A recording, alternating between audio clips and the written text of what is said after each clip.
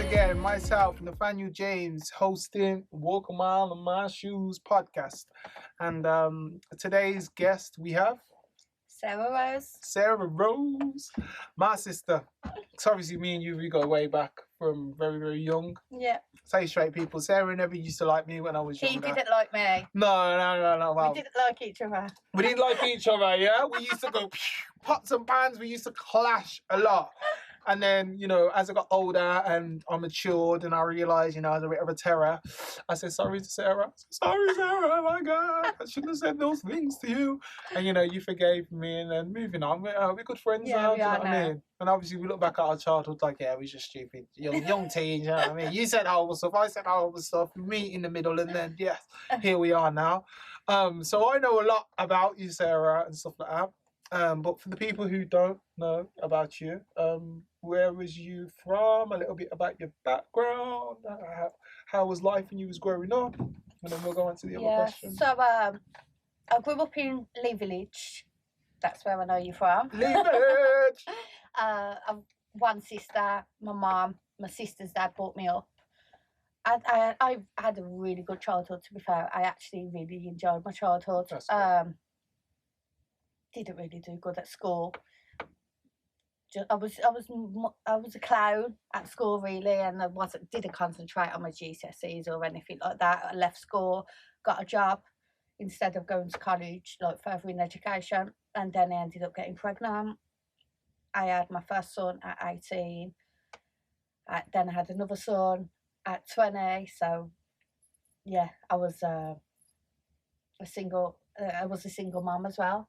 Okay. And then that's when my life changed. We can go into that. So like he says, you know, your upbringing, you had a good upbringing.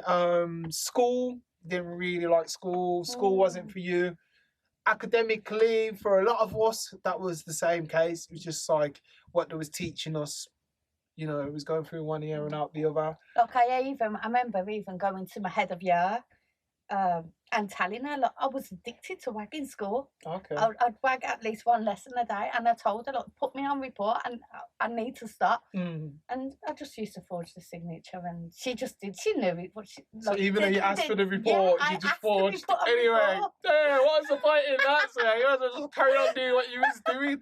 It was an addiction, I swear. It was. It's mad when you talk about reports. I'm thinking to myself, wow, the times when hold on here, I'm telling you. Yeah, it is what it is. When I was in school, I used to forge my report. Yeah, so mums, if you ever see these, I'm sorry. But yeah, there's times where Mrs. Handler gave me a 0, 0, and I made them zeros look like 5s. How? I don't know, but I never got... It was horrible. It was horrible. He was horrible, yeah. And I think he's passed away now, so I'm not holding any bad grudges to him. Rest in peace, Mr. Sunderland, but you made my life hell in school. You was one of the main reasons why I hated school. And, you know, obviously now you've passed away, you know, I've forgiven you, because now I'm my own man. I understand that, you know what, I was probably a hard, an unruly young person to teach. But at the time, yeah, he made my life hell. So you left school, etc., etc. Okay, then. So... one of the things that brought me and you closer together was when I found out what happened to your son.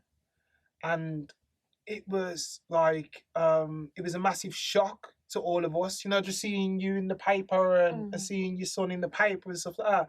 It's one thing when you just read the paper, you just whatever. But when it's someone that you know deeply, dearly, it kind of shocks you even more. Yeah. So I always remember I reached out to you and I was like, you know what, I'm so sorry for what happened to your son. You know, any way I can help you or any way that I can, anything that I can do for you, just let me know. And then that's when you contacted me. You know, actually, yeah, there is something that you could do for me. So you put on, you was auctioning. You had like a charity event. For the NSPCC. For the NSPCC. And you was auctioning off gifts and stuff like that.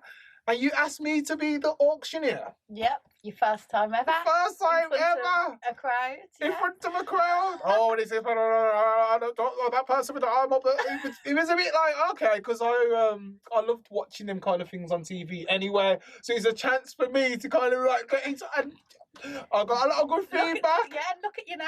Well, Doing a podcast. Well, we're doing a podcast now. When it all started, I think hosting like that was from the auctioneering. Yeah. So, you raised a lot of money that day. Yeah, I think it was about they're coming up to £4,000. £4,000. Yeah. Amazing, congratulations. And it was a really, really good night. I think we even DJ'd as well, done a little DJ, done a little set and stuff like that. Dancers. Dancers. And then so from there you was like, oh, you was a great anything else that comes around, like I'll get in touch with you. You said you offered your help, so yeah, I offered my help. She did, and she was like, right, I've got something else for you now. And then that's when the Birmingham's Got Talent came along. I love that. Can you be the host for Birmingham's Got Talent? I was like, oh, go on then. So the Birmingham's Got Talent, how did that come about? Obviously, I've done loads of little events because I started when I raised money for the NSPCC. It was good, but I just didn't see where the money was going. Yeah. So I thought I would start my own little charity in memory of my son, keep his name alive. Yeah. So Sharing Camps Cuddles got started, and I've done some little events, Christmas events, Easter events, and obviously we raise money for children that have been abused or children that have witnessed domestic violence. Like, we had some kids that was interested in photography, so we paid for their equipment. Boxing, we paid for their equipment. Let them meet Frankie Gavin at the time. He was like an up and coming boxer. Yeah, big up Frankie. Man. Yeah, and like just things like that. So we wanted to do another event. It was when Britain's Got Talent was like really big, and then I thought, what about Birmingham's Got Talent?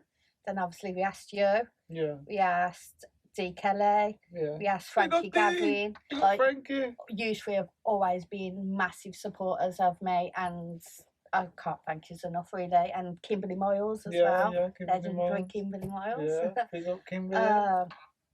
Yeah, and we done the talent show, didn't we?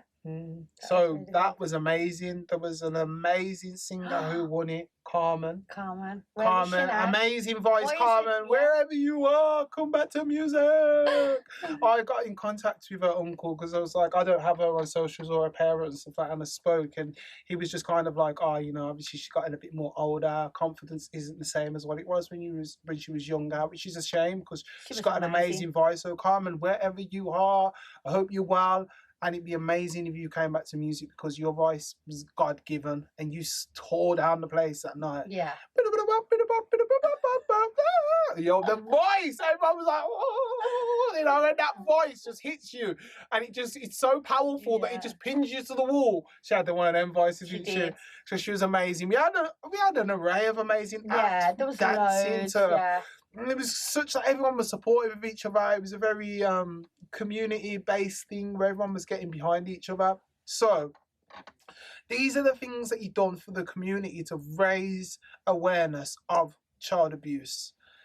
But obviously the main reason why you was doing that is because your son passed away from child abuse. So in your own time, do you know what I mean? Would you like to just touch upon it so people can understand like why you were so passionate about giving back and why child abuse is something that you will always advocate for the rest of your life now, isn't it? Yeah, well, I met, after having my second son, when he was about 10 months old, I met someone and I thought he was great. I thought he was wonderful, like who wanted... looking back now, it was low self-esteem for me. Like, who wanted somewhat a 20-year-old, two kids of two different men? Like, I thought I found my knight in shining armour. Like, so I got with him. A couple of months down the line, he wasn't working, I was working, and I was catching a bus. 2 buses to my mum's house for her to babysit. So we come up to the arrangement that he would watch my kids for me. And one day, I've gone to work as normal, and I've got a phone call saying, come up to the hospital. And I was like, what? No, they said the police are coming to collect you. I was like, why? And it was like, Cameron. So I'm at work, I'm waiting for police to come, no one come. So I ended up catching a black cab to the Heartlands. I worked in the Palisades at this time, and as I got out the taxi, he was handcuffed coming out the A&E. by 3 police officers, and I was like, what's going on? Like, I didn't know, I didn't understand. And he was like, they think I killed Cam, they think I killed Cam.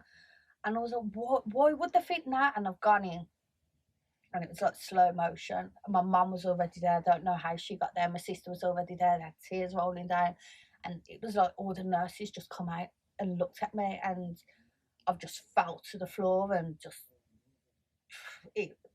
like the emotions. I was just rolling around on the floor. It was horrible, and that's when obviously I found out Cam died. 2 seconds after, police called me into a room, asking me loads of questions. Who's around Cam? Like, did I notice anything going on? Like, did I do anything to Cam? Like, straight away, like, I've just found out my son's died, and I'm getting bombarded with questions. Do you feel like there was accusing you? Yeah, straight from the beginning. They didn't have no, like, remorse. Like, they wasn't thinking at all, like, if she didn't like, have anything to do with it, like, we're going in hard on her. So I've ended up going to Sutton. They took me to Sutton Coldfield Police Station. I don't know why they took me all the way out there. But 2 other women come in then. I wasn't in like a normal interview room. It was like a comfortable one, like with a sofa and everything. And the 2 women, they were really nice, to be fair. They recorded my interview on tape.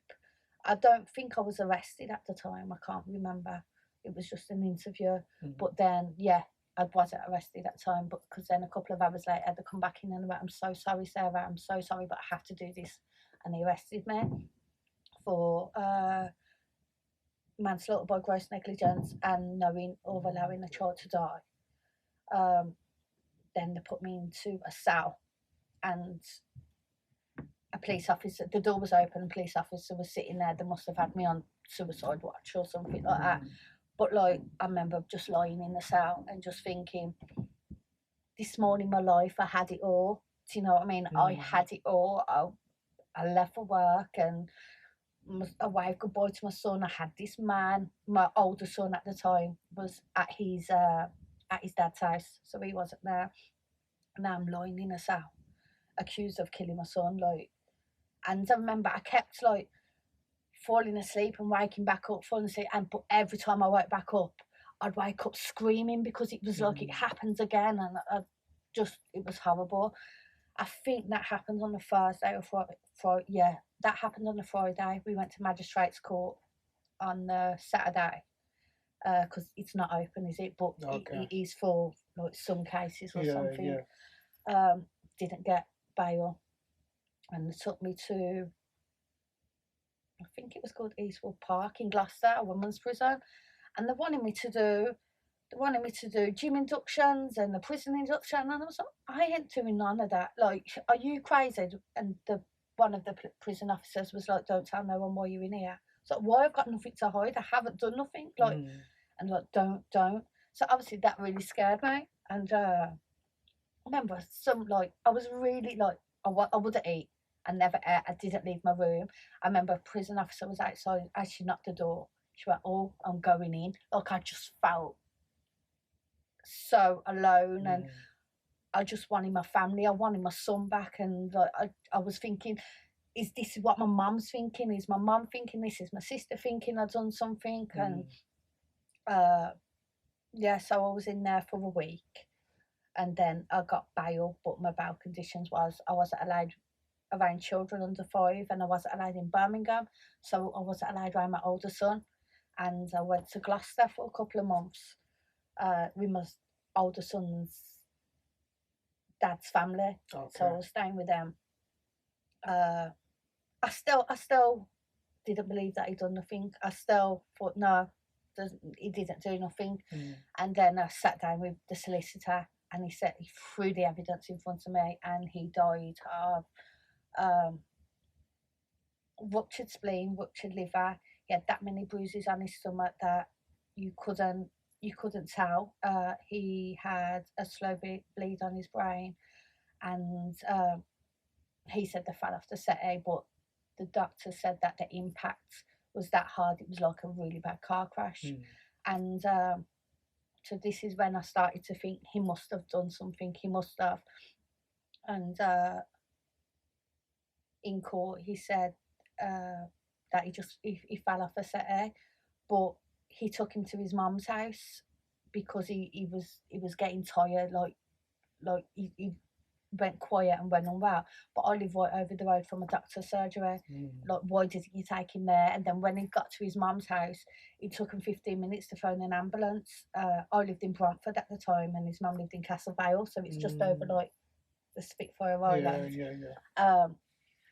But it took him 15 minutes to phone an ambulance because he was getting fresh air. But you just walked all that way as he got fresh air then.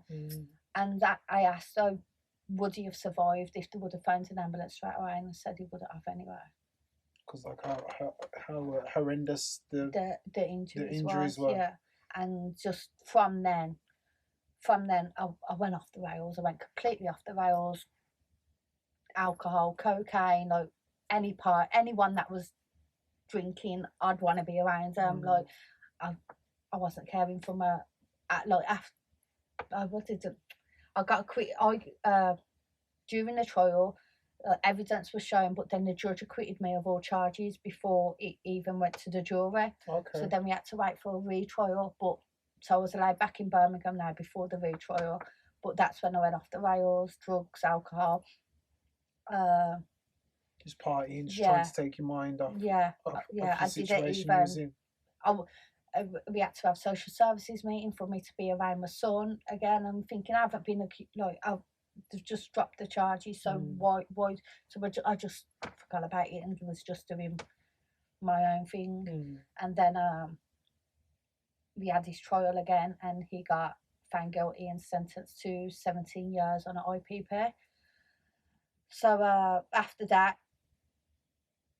a couple of suicide attempts, like shower curtain. My 16-year-old sister seen me trying to commit suicide with a shower curtain. Like the amount of stuff I put on my little sister, like I thought big up Stacey, man. But yeah, she was my biggest support. Like I had such a strong family, and if it wasn't for my family, I don't know where I'd be. But it was either carry on feeling sorry for myself, or use the pain and channel it into something else. And then that's when I started raising money for abused children. So as you can see with the situation, it's very, very traumatic. Do you know what I mean? Like for any parent to lose their child, to bury their child, they always say like it's the worst thing ever in it. But for you, it's a whole nother level because he was taken away from you so cruelly. Do you know what I mean? And you wasn't there to protect him. So that's the thing that hurt me the most. And like in my head, like he must have been crying for me. Like I can imagine him calling me, and I wasn't there. But it wasn't because you would want to be there. You was working. You was trying to earn a living. Do you know what I mean? To better his and his older brother's life. Obviously, this is what I'm saying. All that guilt and all of that kind of stuff. I really hope that over the years, you know what I mean, that it's been able to just dampen, probably not fully, but dampen, because at the end of the day, like you say, you was out there, you was trying to earn an honest living for your child, and this, I won't even call him a guy, he's a monster, do you know what I mean, committed that crime.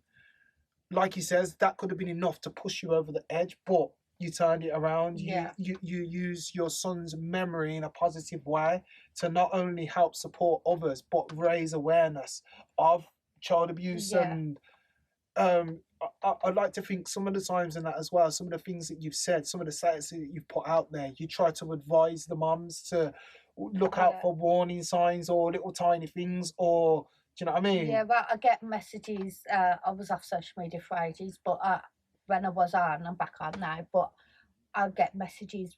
It was daily, like it's calmed down a bit now because I haven't been on, but off women saying, like, because I've wrote a book as well. That was, we'll get onto that after. So people have seen the book, found me, and even people just who are friends on Facebook, they've asked for advice about how I've overcome the trauma. I haven't overcome it. I've just learnt to like live with it. Cope. Coping. So they're like, you've inspired me. Like, if you can go through that, then I can go through this. And like the amount of women that have messaged me and they've told me that I've helped just by having a conversation. Like, yeah, I know it's the now that beauty of it. yeah, this is my purpose in life. Mm-hmm. My son didn't die in vain. Mm-hmm. Like, the pain is my pain from that.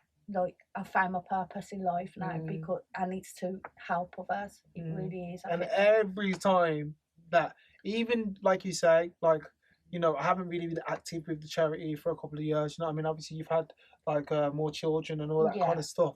But even though you haven't been active with your charity, you've still been doing little tiny things, and not tiny things, but big things like courses to upskill yourself, to have more of an understanding, so that when you're going to go out in the field now, you're going to be prepared. Because obviously at first you was acting off a place of trauma, but then you didn't realise that when you're doing the work or when you're helping people, I still haven't sewn little wounds. Do you know what I mean? So, but by helping people, that helps the wounds heal. That was my grief.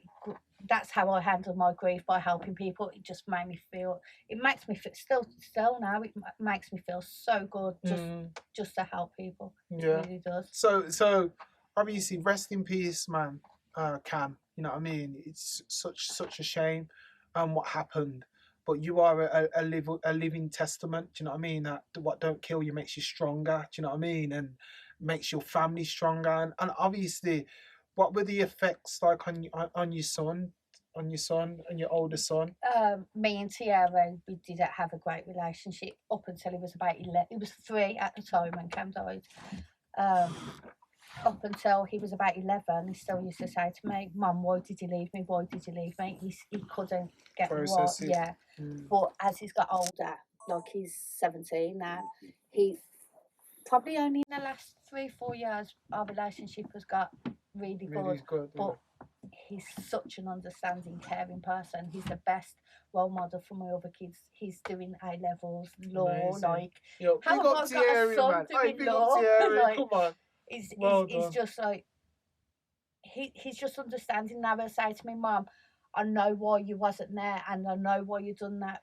It's because like you couldn't handle the feelings of Cam's death," and like he understands now. But y'all gonna make me cry on this podcast, man. Oh, big up Thierry, man. But my daughters, they're both 9. They're not twins, but they're both 9. May as well say they are twins. There's such a like. Yeah. But one of them has counselling now, and that's because she suffers with secondary trauma, and that's because I wasn't aware that me crying and my little anger outbursts that I used to have, like, I get angry over the slightest thing. Like, I was just full of anger until I could process and let go of that anger. And that was around my kids, like, not angry at them, but they see me shout and they see me like cry and things like that. And now, because of that, they suffer from secondary trauma, which I didn't even know was a thing. But it is. She gets counselling now. And that's amazing. So have you seen a difference? Is it helped her a lot? Yeah, definitely. She's able to. And who's she getting counselling from? Father's rights. Father's rights. Yeah, big Michelle. Up father's rights. Yeah. Big up Shell. Big up Shell. Big up Shell. Yeah, man. but that's what I mean as well. Like, loads of children suffer with mental health now, especially because of all the COVID-19 and the lockdowns. And like, if you go through the doctors and things like that, you're on a waiting list for months. So these little organisations like the Father's Rights, like ACT, like, I only messaged them and got counselling straight away. People need to not just go through the doctors and places like that. They should look for these little organisations because they can help their children. Do you know what I mean? And I believe, like, the grassroots, especially the ones from Birmingham, they'll be able to relate more, or they'll probably go the extra mile for you, because it's a city thing. Do you know what I mean? And they're coming from the place of they've come from traumatic experiences. This is why they're doing the work now. I always said to you, do you know what I mean? Like, in your field of work, you're really high because you have experiences that you can't learn to process that by going uni and stuff. Do you know what I mean? Like you could go into wanting to do Yeah. highlight around child abuse, but if you haven't been affected by it, Then there's it's always going to be that bit yeah. of void. But it's every time we've had talks, or any time I've got you to talk, or you've shared your experience, it's so raw and authentic, and it hits people, man. Do you know what I mean? Even my mumsy, when she come that one time and that, she was just like singing your praises, because she's like, the strength and character that you possess now and what you come across with when you talk, do you know what I mean, is going to be able to help younger, older, even moms or Yeah. everybody else. Even now, like you says, I'm understanding more about secondary trauma. So now you'll be able to identify with a young person that maybe such and such didn't happen to them, but because it happened to their parent and they Yeah. was around, that's why they're affected. That's why they're being like this in school. Well, from that, I'm now a mental health first aider because I've done the course. Congrats. Because I wanted to understand more to help her, because obviously, it kind of was my fault. I don't want to say it's my fault because I don't. You didn't care about it, Yeah, yeah. or you wasn't. You probably Yeah, wasn't aware. I wasn't aware that could happen. So now I'm just doing things to try and fix that. Brilliant, brilliant. And as you're doing things to fix it, and like you said, you've got counselling for your daughter now, and she's seeing you progress in your life and stuff like that, you're just going to inspire the girls. You know what I mean? When they're older, they might want to do the work that you're doing or help people because they've seen you at your low, and now they're seeing you at your high. Do you know what I mean? You're glowing. You've got a sense of where you're going now. Do you know what I'm saying? Yeah, I think I found my path now, especially after the other course that I'm doing now. Okay, so in terms of your courses then, so what courses have you been doing to upskill yourself? This is just during lockdown that I've done the mental health course. I've done my mentoring course, and my favourite course is working with gangs and youth violence, and it's run by Craig. Good old Craig Pickney. Yeah, big up Craig. It's run by ACT. Big up Tez. ACT, and while I'm here, there's one that's starting in April now. Okay. If you're a practitioner, if you work with youth violence, young offending or anything, get on it, because you just understand the mental health around gangs, why young kids join gangs, the social psychology around it, exit strategies, and like my whole view on gangs has completely changed. Okay. Changed. You feel like you got more of an understanding now. Yeah. So for the people who might listen to that and think, well, how do they go about to access that course? What do they have to do? You can find the ACT, and it's a CIC. They're on Instagram, Facebook, and it used to be run by Birmingham University, but I don't know what happened. But ACT run the course now, but they have specialists from criminal justice and mental health come and do the courses and things like that. Yeah, it's really good. So have you qualified now? I've got one more unit left. One more unit left. Okay. Yeah. This is the reason why you haven't been on the show, because you was doing your course. Even though she said, Nathaniel, you forgot about me. I haven't forgot about you. You told me that you've got a lot on your plate with your course. As soon as you finish, you'll come back on the show. Now you've got one more unit left, and here you are on the show. So no, Nathaniel did not forget about Miss Rose or any of your friends that you've said, he's got this person, he isn't hollering me. Let them know why, yeah? Because you told me that you are doing your course. Okay, but amazing. I'm glad that you're excelling in the course and stuff like that. Big up ACT, obviously, got links to ACT. They was the ones that like with you, they was the ones that helped me process my anger. Yeah. Like, I worked on Peace Act with them one year. Remember, not the big, massive Peace Act, a smaller event, and just to help me just sit and pause and why am I carrying this anger? Like it's not getting me nowhere, and just I need to forget about him that's done this to Cam. Like, because every time I think about that. I get hot and I get upset. Like, focus on Cam's memory, like when he was alive, not Cam when he died. Like, do you know what I mean? Of course. And they helped me. I don't know, but to process it a bit more, of healing, Of healing. So you've probably done a lot of self-reflection as well, where 100%. you think, well, like if I, you know what I mean, if I act in this certain way, maybe because obviously, like you say, when you're acting out of a place of anger, you're never really going to get the results that you really want. Do you know what I mean? Whereas when you sit back and undress it and look at it in a bigger point of view and think, right, how can I turn this into a positive? That's when everything starts ticking. That's when the healing becomes bearable. Then, do you know what I mean? Because you know that you're working towards an end goal. So now that you know you got one more unit, I know you're going to smash that out of the park. When you finish that course, what is your mindset? What is your goals, your dreams, your aspirations moving forward? Moving forward, I want to register, start running a charity again, but turn it into a CIC. Okay. So, and just help, because of the NSPCC done a report, and the main things how it's affects with children is obviously education, county lines, online bullying, abuse in homes, because children obviously haven't been at school, and sometimes schools are children's safe haven, and you don't know what goes on behind closed doors. So now we're coming out of lockdown, these kids are going to need help now. So I'm going to start sharing Cam's cuddles back up, try and get some funding, and just start trying to help any way I can again. Okay, so you're looking to aim for schools or youth clubs or all, like even self referrals, and just signposting what directions, like whatever they need, and so and that's going to be through sharing Cam's cuddles.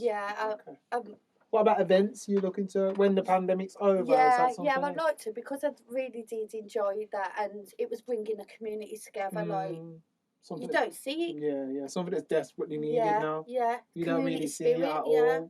Because when we done them events, like everybody just this is what I always used to say to you, that your son's looking down proud of you, man. Do you know what I mean? Because look how everybody's here for him. His memory is never forgotten. Do you know what I mean? And when you brought everybody together, it highlighted to people once again that about child abuse. Like, this is the thing, like, all right, you had content and all that kind of stuff that came with it. You know, you wanted to do a talent show, you wanted to do a fundraiser, but the message was always still there that we are highlighting child abuse, and we don't want nobody else to ever go through what you had to go through. Because even in town as well, because April is Child Abuse Awareness Month, and I've done 2 so far, and outside the town hall, and we've done like child abuse events, like, and the fact that they've never been done before, just standing there handing out leaflets with statistics on there about how many children get abused, like, because it's high, and most of the time it's someone you know. It is a family member or a friend or something like that. It's not always a stranger that does things. And the fact that no one's ever done a child abuse awareness event like that, it just shocks me. It is. I think definitely more needs to be done, but I do feel like you're the perfect ambassador, especially for Birmingham, to push that. Do you know what I mean? And like I say, any way that I can help or highlight it for you even more, you know what I mean? Just a message aware, especially when it comes to child abuse. You know what I mean? It's something that we need to do more for the young kids that are maybe falling through the net, and they feel like they don't have a voice, or they feel like if I talked up, then maybe nobody would believe me. But maybe if we had little circles where we could have these conversations, where they know you're going to be there, they know you've wrote a book. Haven't forgot that. We'll go into that next. At least they'll know that there's somebody there that's relatable. The more authentic and real it is, and personal and life experience it is to that young person, the more they're going to listen and take heed.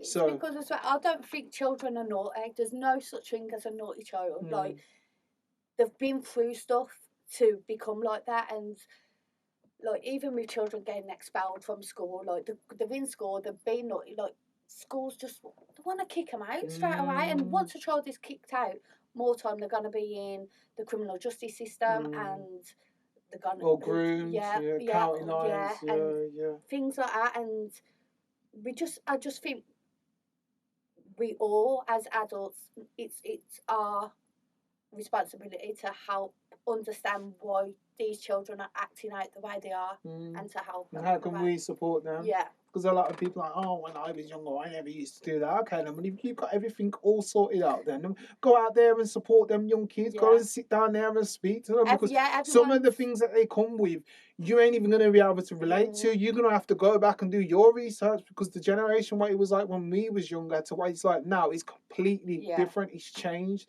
It's like when I was young once. Yeah, I know you was young once, but it's completely changed now.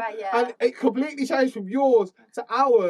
And now we're living in a no filter generation where they're desensitized to blood and knives and killing. That's just an everyday thing to them now. Whereas us people are like, oh my God, somebody's been stabbed. Whereas young kids like, so my man got stabbed last week. I don't see people making an uproar for him. I'm like, wow. Let's get our phone out and record it. Social media is just like, it's massive. Yeah, this is desensitized. Yeah, I get on my phone. My man's on the floor dying. Instead of putting pressure on the wound or ringing an ambulance, first port of call would be to get a phone out. To get the likes, to get the shares. To get the likes, to get the shares, to get the clout. And it's like, that's dead. Okay, I've got 2 more things that I want to touch upon with you. So the next thing is, from all of this, you created a book. Yeah. How did that come about? The book company contacted me. Don't even know how they got in contact with me now. But yeah, they asked me if I want to write a book, and I said yeah. Like, I could do it now, but looking back then, that was the wrong time for me to do it. Like, I'm glad I've done it. It was in the Times bestseller, but it was like, because I had a ghostwriter, I did actually write it. My English is, obviously, I wasn't very good at school, so I could have never wrote it myself, but I had a ghostwriter, so it was like just me sitting, talking to this woman. But I remembered things that I must have blacked out, the way I was feeling and things like that, and it was like a whole counselling session, like hardcore counselling session, and it probably put me back a bit. But as in my book now, it's done amazing. Like, it was in the Times bestseller, as I said. I've got people from Australia messaging me, New Zealand, who have read it. So. And this is what I'm saying. That's how powerful, when say you book your testimony, man, of the situation. That's how powerful it was, that people have read it and they're like, oh my God, I need to reach out to her and tell her how much you've inspired, or how amazing. It does make me think, like, as if they've reached out to me, because when I read a book, I don't think I've... Oh, let me get in touch with the author. Yeah, you don't think that is true, actually. Even if it touches you think, I want to tell somebody to read that book, but you never think... to, like, reach out to me, it's just like, I've had people... I haven't been on Facebook for ages, but my sister still gets updates from the Sharing Cam's Cuddles page, and she was like, someone offered a message to donate, and she messaged them saying, she's not doing anything, but when she does, she'll let you know. But like, even still now, even that now, people wanna. This is what I'm saying. So this is why, when this pandemic's over, just unapologetically, just go for everything. Do you know what I mean? I've sat back for holding back. Yeah. You've done the part that I asked. I said, you just need to just upskill yourself, and you've done that now. So it's like, there's nothing that can hold you back now. Do you know what I'm saying? I feel like you've got the skills, you've got the know-how, you upskilled yourself even more. It's like somebody with your story and just the ethos and the base that you're going to be coming from. They're going to be calling for you, come and speak to this kid, come and speak to that kid. And like you says, by doing that, it's going to help you heal. And you're going to see the benefits of how your story can affect and inspire a next younger person to you know what I mean? To maybe speak out. Will be a ripple effect then. Like, I can help someone can help someone, someone can help someone. Pay it forth. You give, you put you plant your seeds, you watch them grow, watch them blossom, they go down, blossom, and that's how it is, you know what I mean? Before you know it, you've got a whole garden full of trees that are like, how can we help? Can we do this? Or they'll go and pay it forth to somebody else, you know what I mean? But thank you so much for sharing your journey, you know what I mean? It's a very, very powerful journey. And I'm really excited for you. I'm really excited for what the future holds. I feel like you've put a lot of work in, do you know what I mean? It's been a long road. It's been a long road. I'm in the right place. You're in the right place. You're in the right place. So, what I ask everybody is, do you have a positive quote or a positive affirmation that can help people who maybe they're feeling a bit down or they need a little bit of motivation. Do you have any motivational quotes or affirmations that you live by? I live by loads, to be fair. Reel 'em off. But the one from my book, I've got one at the end of my book. Okay. And if anyone wants to buy my book, I don't make any money from it, by the way. It all goes to the book company. Okay. You can get it from Amazon. It's Innocent by Sarah Rose. But yeah, at the end of the book, I've got a quote, and it is, as long as you have breath in your lungs, you're breathing. No, it isn't. Rewind. Come again. Do you know what it is? Get your phone out. As long as you've got breath in your lungs, As long as you have breath in your lungs, you're breathing. you have a purpose to live, of course. You're breathing. You are breathing. You have life. You have Yeah, life. that's it, Okay. yeah. Go on, say it from the top then. Yeah. So yeah, so it's in the back of my book, and it's as long as you have breath in your lungs, you have life. So like live it, like live that life. Like just if you fall down, get back up. Mm-hmm. Get Get back back up. Because you never know. You never know when you're gonna fall. But when you do get back up, you fall. I want to say you might fall, but you rise 10 times stronger. Yeah. Do you know what I mean? Yeah, You do. might get burnt by things, but then you come through the ashes and you be reborn. You know, you be that phoenix that flies around, the ball of fire. You're a fire fighter, and you're burning down all the negativity that's in the world, yeah, and creating a new reborn of love and light and energy. Don't get me started. Yeah, don't get me started. No, honestly, you're such an inspirational character. We've done a few of these interviews, and I always feel like every time we do an interview, you get better and better and better and better. You just normally before the video, I don't want to do this interview, I don't want to see it, I don't want to watch it back. Yeah, I'm like, I've never no, used but to watch any of I'm them like, back. you have to, because that's how you learn the little quirks that you don't like about yourself, like the or just That's my favourite, fidgeting, that is, or your yeah. hands going X, Y, and Z, but you'll never know unless Yeah. you walk. I speak with my hands, I don't care. This is part of my rhythmic. This is what keeps me in key. Yeah. So I'm okay. I'm never going to change speaking with my hands. That's just part of me. If you don't like it, don't watch me. But it's just nice when you look back and you realise that I'm saying too much. I'm going or yeah. You know what I mean?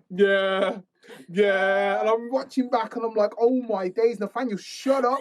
So at least I know when I come back, I don't go or say yeah or whatever. But you know, thank you for coming. So you should leave me with a smile, guys. It's what I mean. I'm a great host. When people come on, they're happy, they leave, they hop and skip down the walkway, and that's blessed. So moving forward, definitely look out for some collaborations. 100%. Yeah. Got a lot of young kids that will definitely benefit from your talks and your wisdom and guidance. And yeah, man, just keep doing what you're doing. Yeah, you're doing it well. Doing it well. And that's us. So me, Nathaniel James, your host for today, and the lovely Sarah Rose. and we're out. A-Town down. Yo, go! I'm always chasing innovation.